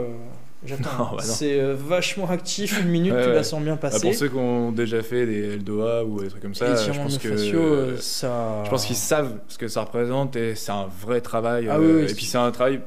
Ok, tu peux le faire en mettant aucune intensité en vrai. Genre, c'est toujours possible. Tu fais ça, machin. Si tu mets pas d'intensité, mais ça fera rien entre guillemets. Tu vois, ça sera pas très efficace. Quoi. Encore que les LDOA. Par contre, si vraiment, il y en a certains que moi-même, il y a des trucs que je fais pour mon genou en ce moment, tu vois. Et il y en a certains que genre au point de départ je peux même pas me mettre dans la position. Oui, voilà. Parce que douleur, parce que trop de drapeau tonus, rouge, parce que stop, tu vois. Mais je disais quand tu fais des doigts, trucs comme ça, tu vois, quand tu mets l'intention réelle de faire le truc à fond, ça prenant, te démonte. Enfin moi ça me démonte. C'est très prenant. Mais du coup, petite victoire perso là, l'autre fois, je sais pas pourquoi, j'avais Déborah, la prof de yoga de notre salle à Saint-Jean-du-Cardonnet. En fait, elle me dit si tu veux, tu peux faire du yoga parce que moi, en fait, j'avais pas fini mon entraînement. Et je suis mais attends, t'as carrément raison, j'ai le temps. Aujourd'hui, j'ai le temps.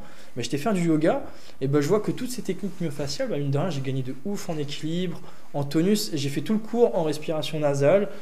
J'ai fait quasiment toutes les postures. Il y a une posture qui m'a gêné au niveau des hanches, parce que j'ai un bon bordel au niveau des hanches. Mais du coup, c'est des petites victoires comme ça. Et surtout, je me reconcentre sur mon corps. Ça peut m'arriver, ça fait longtemps que c'est pas arrivé, mais quand je suis assez fatigué, je me cale 5 minutes à 10 minutes de respiration dans la journée. Notamment après le repas, parce que ça permet de faire une... Quand j'ai vraiment envie de dormir, je le fais. C'est sûr et certain, je le fais. Petite sieste. Ouais, alors c'est pas une sieste parce que je fais des respirations, ou bien je fais de la cohérence cardiaque, ou bien je fais de la pyramide 15-15, ça dépend. Et le soir, je fais toujours le LDOA, L5-S1, voire même l'étirement du diaphragme. Donc ça, au final, à la journée, ça doit me prendre un bon 30 minutes. Ouais, ce que j'ai dit. Peut-être moins. Non, je dis une bêtise. Parce que c'est 5-10 minutes le matin. Allez, la journée où je fais 30 minutes, c'est vraiment le max de max. Ça veut dire que j'ai fait l'étirement le matin, j'ai fait la respiration et j'ai pris mon temps. J'ai fait tout le diaphragme et j'ai fait le L2A. L5 S1, donc là, grosse journée. Et là, ça me prend 30 minutes pour 4 choses. Demain, c'est la perf. Ouais, c'est ça. Alors, exactement. Par contre, c'est exactement ce que tu dis. Et après, il y a d'autres choses aussi sur lesquelles je fais attention. Je fais des bains de magnésium pour me sentir bien. Ah ouais, j'ai vu ça. J'ai découvert ça il n'y a pas longtemps. Ça m'a donné envie. C'est bizarre. Ah, mais c'est vraiment cool. Après, tu sais bien, le magnésium, c'est un minéral qui est extrêmement important pour le stress et la contraction musculaire. Donc, je suis à fond. Pour la force, c'est cool. Mais même pour l'endurance, au final. J'ai vu ça, j'ai regardé, j'ai cherché un peu, et franchement, ça m'a intéressé. C'est du Depsom, je pense que tu peux trouver à Nature et Découverte, des trucs comme ça. Et moi, j'ai acheté sur un Amazon, pas bien, je sais. Mais il y avait marqué truc sportif. Tout le monde a des petites erreurs. Ouais, je suis pas parfait. Hein. Et merde. Et non. Et donc, du coup, j'ai essayé. Premier essai, je suis bon, je crois que j'ai acheté une daube. Et après, je suis tu sais quoi, je vais mettre un peu plus et on va voir ce que ça donne. Là, j'ai mis 3 louches de trucs à crêpes. Et là, je suis reparti de ça. Je suis waouh, j'ai rien fait ou quoi la veille. Et là, c'était vraiment cool. La première fois que tu le fais, ça te fait vraiment cet effet-là. Tu te dis ouais, mais c'est dingue. J'étais courbaturé, j'avais des petites. Je sentais que mon corps il avait plein de petites toxines, des petites tensions et tout. Le lendemain, je suis carrément frais quoi. Là, même pour le boulot, c'est super important. Ah ouais, clairement. Pour l'entrepreneuriat, tu peux pas te dire j'arrive, je démarre ma journée comme ça. Fatigué, t'es obligé de penser à ton mindset et à ta santé là-dessus. Quoi. Ouais, moi, sur ça, en ce moment, c'est compliqué. Mais Bah ouais, alors, en même temps. Mais bon, faut ce qu'il faut. Ironman. Ouais, c'est ça. Ouais. Objectif Ironman, on n'est pas là pour déconner. Ouais, c'est ça. T'as dit un truc tout à l'heure. Ouais, moi, c'était. Là, il y avait le truc des bains là, que tu faisais. Et puis, du coup, je me suis même challengé, entre guillemets. Je l'avais fait pendant un certain temps. Avant de partir en Thaïlande pour la boxe, et là je voulais le refaire. C'était les bains d'eau glacée, tu sais.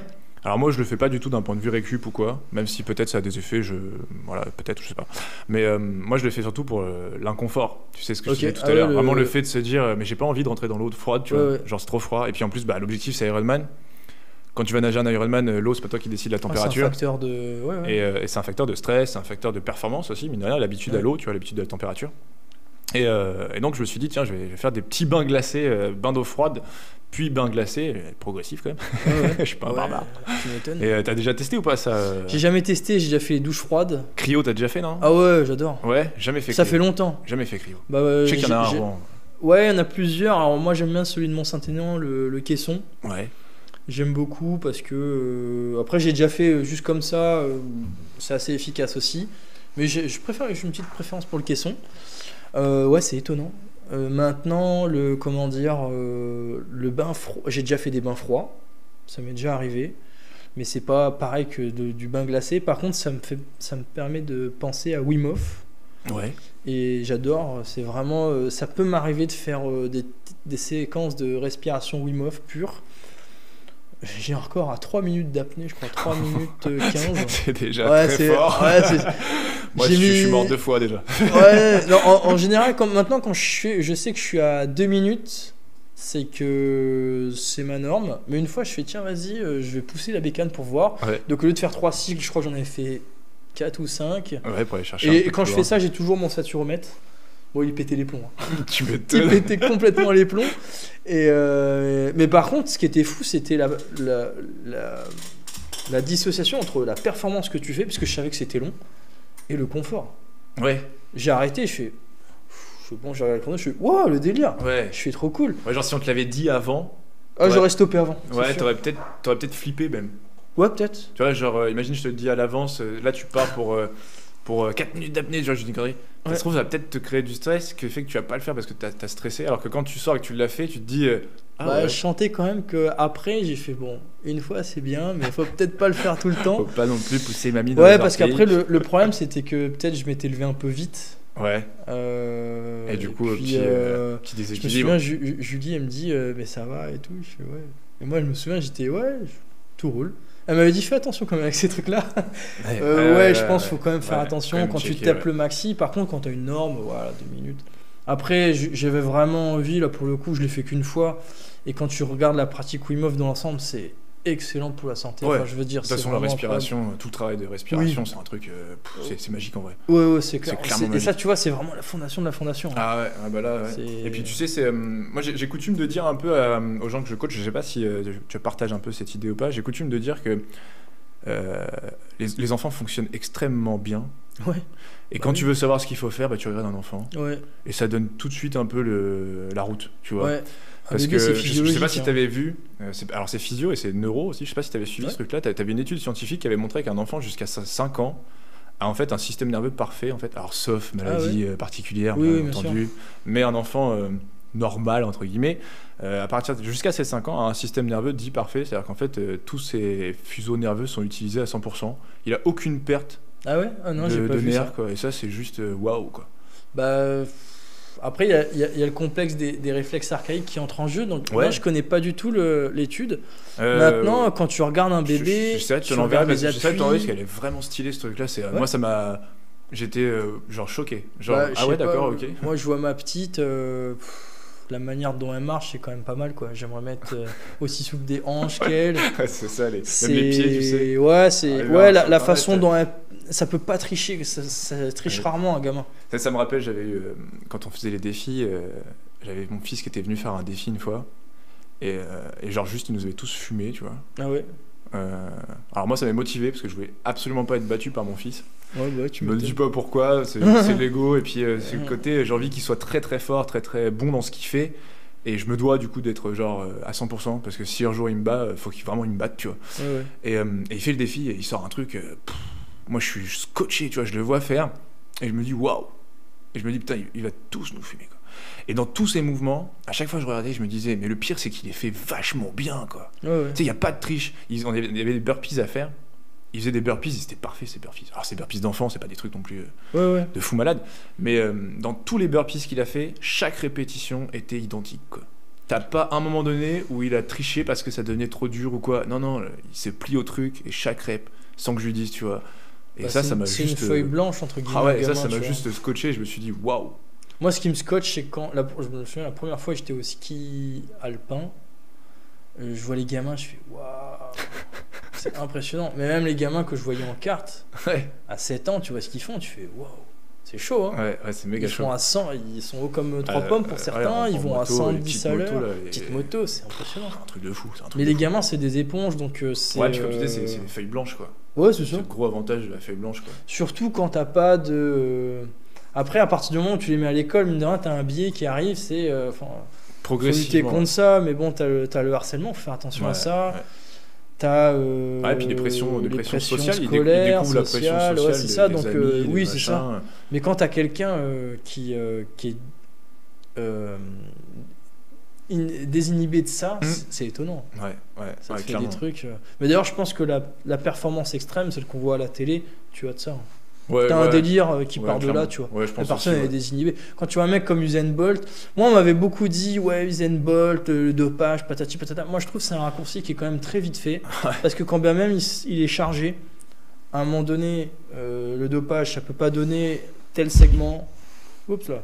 Ça peut pas donner tel segment, ça peut donner telle vitesse, pourquoi pas, allez, imaginons à l'entraînement, ça donne ça en conséquence. Mais quand bien même le mec est chargé comme une mule, au moment du départ, avoir tant de... Alors après on va me dire, il a peut-être des bêta-bloquants, il est peut-être sous coke. Alors, j'ai du mal à y croire.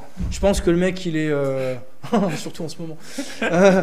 Peut-être que... Non, je pense que le mec il est comme ça en fait. Ouais, et puis comme tu disais, il est je pense, vachement désinhibé, entraîné aussi à la performance, entraîné à...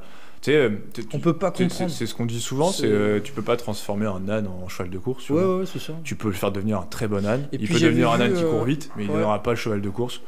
Et j'avais vu une étude, excuse-moi, je te coupe, j'avais vu une étude aussi sur Bolt qui disait que je crois qu'à 16 ans, il avait déjà des bases mondiales seniors. Ouais, ça, 16 ou 14 ans. Putain la vache. Et même Paul Gagné, que je citais tout à l'heure, qui était préparateur physique, il a beaucoup travaillé en Jamaïque.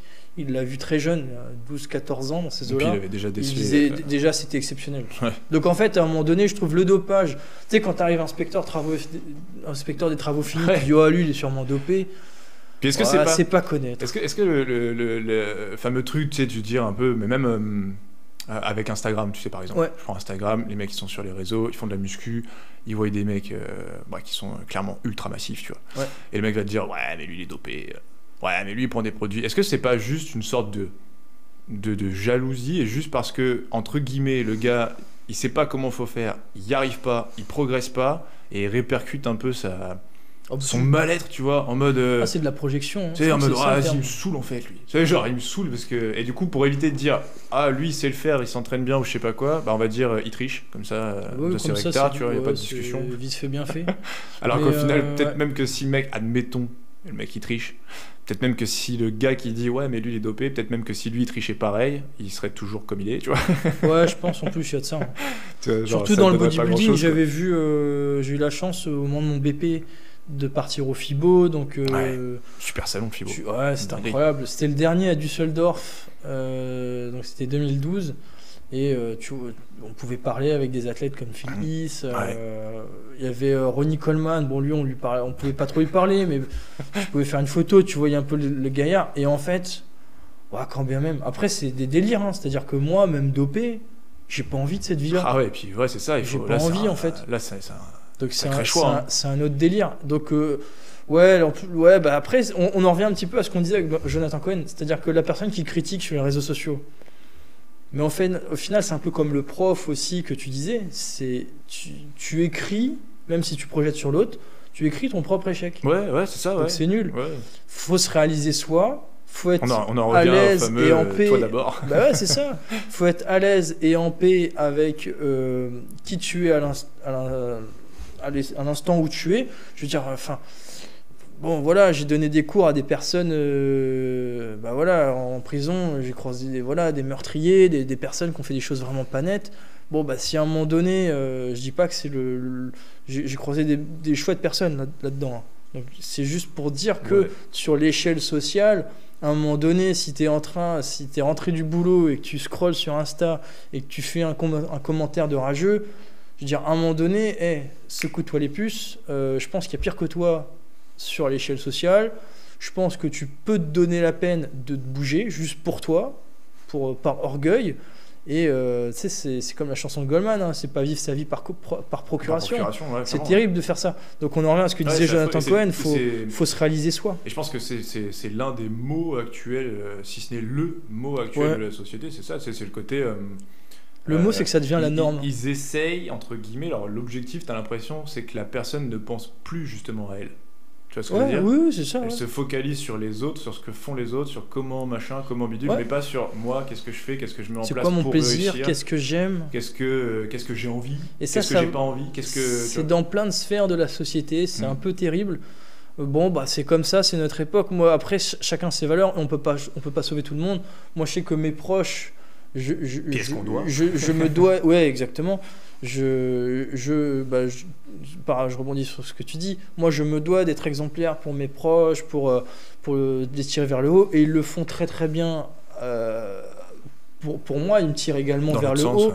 C'est comme ça que ça marche, et ça peut pas être autrement. C'est pas en jalousant les autres que ça va fonctionner de toute façon. Quand bien même tu le jalouses, est-ce que toi t'as bougé de ton point ? Ouais, c'est ça, ça a rien changé, quoi. Ça a rien changé. Ça a rien changé. Dans le meilleur des cas, ça fait passer le temps. Si on pouvait dire le meilleur des cas, ça serait de faire passer le temps, tu vois. Et je trouve que certaines personnes profitent de ça, et là c'est un peu plus ça serait presque un peu plus un volet politico-social. Ouais. Et le truc, c'est que ça, par contre, je trouve ça très cynique, et ça, je n'aime pas ça. Ouais, après, ça, on en revient toujours même au final, parce que c'est ce que j'allais dire, c'est dans le meilleur des cas, ça fait passer le temps. Au final, c'est du temps que tu peux pas investir pour toi. Et donc, du coup, c'est du temps de perdu. Et qu'est-ce qu'il y a de plus précieux au final que le temps, tu vois ? Pas grand-chose, hein, au final, le temps, on en a plus beaucoup. Ouais, c'est ça. Donc, on en profite au maximum. Bon, je pense qu'on a fait le tour. Ouais, je pense qu'on a répondu à déjà pas mal de questions. C'était un grand plaisir, en tout cas. Et puis voilà. On a bien rigolé. Allez, on finit en beauté avec si tu devais... imagine, tu as la capacité tout de suite maintenant de remonter 15 ans dans le temps, et tu te croises. Qu'est-ce que je ferais ? Ouais, tu te dis quoi ? 15 ans, j'ai quoi ? J'ai 34. Qu'est-ce que tu te donnes comme conseil, et qu'est-ce que tu te dis, entre guillemets, comme précaution, genre un truc genre fais gaffe à ça, et en même temps fais ça, tu vois ? C'est pas évident comme exercice, mais je me dirais, t'es moins bête que tu penses et va au bout de ce que tu penses. Déjà. Simple, efficace. Ouais. Parce que le nombre de fois où je me suis pollué par des avis externes avant de suivre un peu plus ma propre voie, bah, j'ai perdu du temps justement. Et l'autre chose, ça serait à la limite, tant que c'est en phase avec tes valeurs et que c'est pour le bien commun, n'aie honte de rien en fait. Super. Nickel Chrome. Bah, je te remercie en tout cas, c'était un super grand plaisir. Ouais, bon, on a bien tripé, c'était cool. Et puis on se recroisera très certainement. Bon, bah, grand plaisir. Allez, ciao!